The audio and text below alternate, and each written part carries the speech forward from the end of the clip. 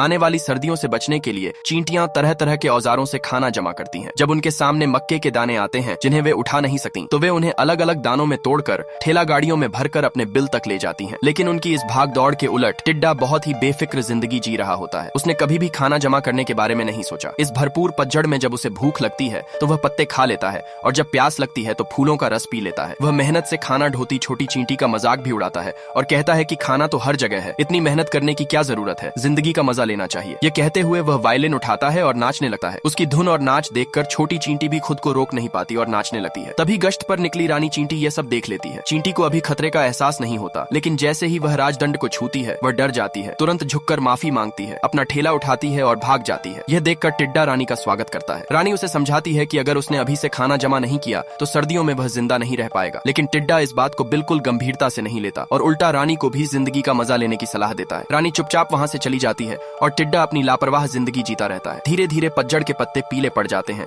और फिर जमा देने वाली ठंडी हवाओं के साथ भारी बर्फ गिरने लगती है। पूरी तरह से तैयार न होने के कारण टिड्डा ठंड और भूख से कांपने लगता है। वह बस पेट कसकर थोड़ी देर और टिकने की कोशिश करता है। तभी उसे एक सूखा पीला पत्ता दिखता है और वह खुशी से उसकी ओर दौड़ता है, लेकिन हवा उसे उड़ा ले जाती है। मजबूरी में वह अपना वायलिन उठाता है और आगे बढ़ने की कोशिश करता है, मगर कुछ ही कदमों में ठंड से उसका शरीर नीला पड़ जाता है और अंत में वह अकड़कर जमीन पर गिर जाता है। निराशा के उस पल में उसे सामने एक पेड़ का घर दिखाई देता है जिससे धुआं निकल रहा होता है। आखिरी ताकत लगाकर वह दरवाजे तक रेंगता है और खटखटाता है। चींटियां दरवाजा खोलती हैं और उसे अपने बिल में ले जाती हैं। गर्म पानी के पास बैठाकर उसे गर्म करती हैं और कंबल ओढ़ा देती हैं। उनकी देखभाल में वह सूप पीता है और जल्दी ही ठीक हो जाता है। तभी रानी चींटी आती है। टिड्डा अपनी गलती समझ जाता है और रानी से माफी मांगता है। रानी उसका वायलिन उसे लौटा देती है। धन्यवाद के तौर पर वह चींटियों के लिए धुन बजाता है और सभी खुशी से झूमने लगते हैं। कुछ समय बाद फिर से खाना जमा करने का मौसम आता है। खाना ढोती चींटियां वुडी नाम के एक और टिड्डे के पास से गुजरती हैं, जो पहले की तरह इसे भी नजरअंदाज करता है। लेकिन तभी वह देखता है कि एक टिड्डा भी चींटियों के साथ खाना ढो रहा है। हैरान होकर वुडी उसे रोकता है और वजह पूछता है। टिड्डा उसे अपनी पूरी कहानी सुना देता है। ये सुनते ही वुडी की आंखें खुल जाती हैं